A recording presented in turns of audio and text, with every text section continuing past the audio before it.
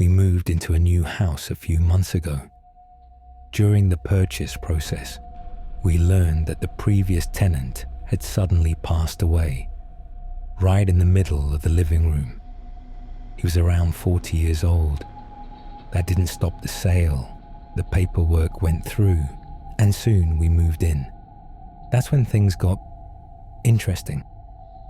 On the very day we moved in, our 2-year-old daughter started talking about a ghost that lived in the house. Now, to be fair, she was just 2. Kids that age are very impressionable. Plus, Halloween had just passed, and she had this picture book full of spooky images she loved flipping through. So at first, we brushed it off. Probably just her imagination. But she kept mentioning the ghost.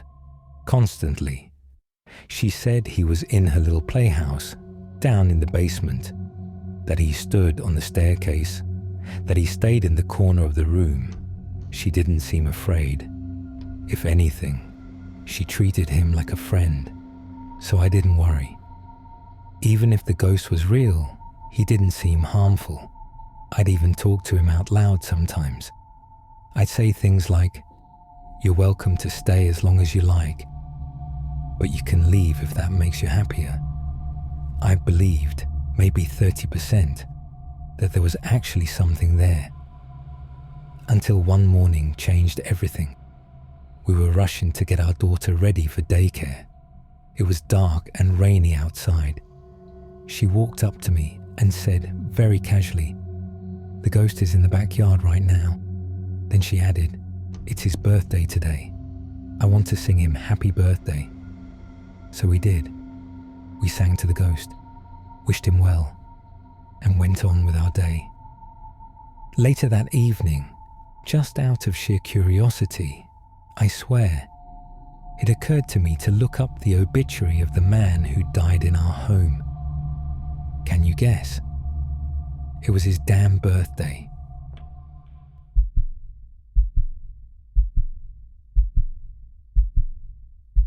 This happened just a couple of weeks ago, and it's easily the creepiest thing that's ever happened to me. So first, some context. I used to babysit a 2-year-old boy whenever his parents went on date nights. Sweet kid, very quiet. One time, my friend watched him instead, and the boy started talking about his grandpa. But here's the thing, according to the parents, he'd never even met his grandfather. He passed away before the boy was born. So naturally, after that, every time I babysat him, I was just waiting for something weird to happen. And of course, it did. One night, we were sitting in the living room when the boy started pointing at the blank wall across from us. "Grandpa," he said. Then again, "Grandpa." That's all he would say. Now, this kid barely spoke at all. He was only 2. So I didn't ask him any questions. I just tried to change the subject and distract myself, because honestly, I was getting creeped out. That's when he opened his eyes really wide, gripped the chair he was sitting on. His teeth started chattering, and he began to shake. I almost lost it. I scooped him up and said loudly, "Okay, time to watch a bedtime movie." Later that night, I was carrying him upstairs to his room when I noticed the front door was unlocked. Now, I always lock the door. I'm paranoid. I double check every time. So I locked it, jiggled the handle like I always do, and brought the kid to bed. He was already dozing off by then. I stayed in his room for maybe 20 minutes until he fell asleep. Then I tiptoed out and started heading back downstairs. The front door is right at the bottom of the staircase. And guess what? It was wide open. My heart dropped. I immediately thought of every horror movie I've ever seen and searched the entire house.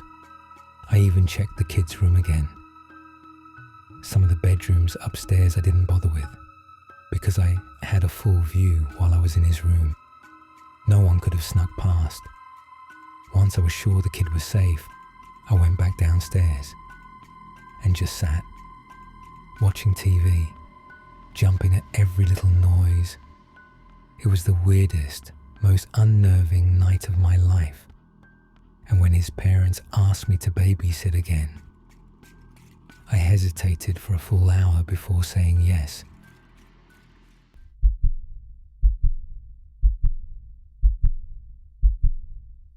Something saved me after a car accident, and I still don't know what it was. We were heading home after a long, exhausting trip. The road was icy, and I lost control of the car going around a curve. We hit a huge rock. I wasn't wearing a seatbelt that day. The impact launched me straight through the windshield. 1 second I was inside the car. The next, I was lying in some bushes off the side of the road. I tried to get up, but the pain in my shoulder was unbearable. Later, I'd find out I had broken my collarbone. Then I blacked out. I don't know how long I was unconscious, but at some point, I felt a light above me, even though my eyes were closed. Someone was standing there. It was my dad. He lifted me effortlessly, like I weighed nothing, and led me back toward the car where my mom and brother were. I remember his arms, strong, solid, familiar. But then I came to and realized that couldn't have happened. Later, I talked with my brother. He told me our dad had been seriously injured in the crash. So was my mom. So was he. No one even knew where I was. They assumed I was dead, maybe pinned under the car, and there were no flashlights in the car, not even one. So who or what found me? I honestly have no idea. I still tell this story hoping someone can give me an explanation, something that makes sense. My collarbone healed a little crooked, by the way. There's a small bump on my shoulder now. It's a permanent reminder that something or someone saved me that night.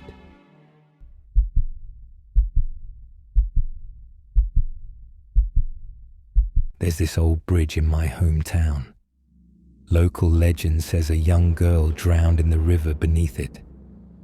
And if you go there at the right time, you can still hear her scream. Back in high school, my friends and I used to go ghost hunting. There wasn't much else to do. Our town had a population of maybe 6,000. Half of them were inmates or psych patients from nearby facilities. So one night, we headed out to the bridge. It was around 3 a.m. We sat there for maybe 20 minutes. Nothing happened. So of course we started teasing each other. This is stupid. What are we even doing here? And then, it happened. A scream. Not just any scream. The most blood-curdling, high-pitched, soul-freezing scream I've ever heard. And it didn't stop. It just didn't stop. Even as we ran for the car, it kept going. Even as we drove away, we could still hear it. But that wasn't the worst part. Right when the scream began, my buddy and I took off. We were the first ones to head toward the parking lot. To get there, you had to walk downhill and pass underneath the bridge. Halfway there, we both started running because we saw something. At the exact same moment, I've never asked him what he saw. I didn't need to, because I saw it too. It was a girl, crawling on all fours. She was racing through the woods like some kind of animal. And to this day, I still get chills thinking about it. I don't talk about that night much. People laugh. They don't believe me. But I saw her. We both did. And I've never gone back to that bridge again.